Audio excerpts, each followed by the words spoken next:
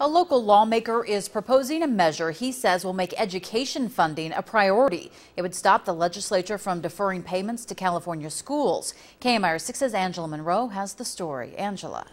Assemblymember Brian Nestandi says the state owes schools $10 billion because they keep deferring payments. He's proposed a constitutional amendment today that would change that.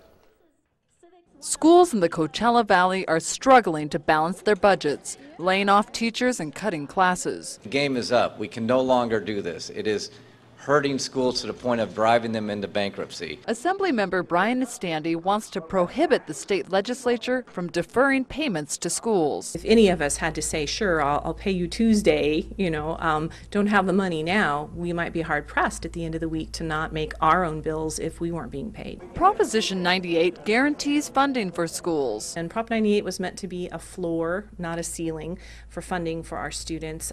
California now ranks 47th, 48th out of 50 states in per pupil funding. For years now, the state has been deferring payments. For Palm Springs Unified, it adds up. This is millions of dollars, and that's teachers in the classroom that we can't put out there. School board member Gary Gendron says Nestandi's bill would protect schools. When we have money that's entitled to us and we don't agree to the borrowing, I don't know how else you call it but stealing. This prevents Sacramento from withholding legitimate funds to us that we're entitled to. The measure would add a section to the California Constitution regarding public finance and education. I also contacted the governor's office, but they said it is their policy to not comment on pending legislation until it's on the governor's desk. Gino, back to you.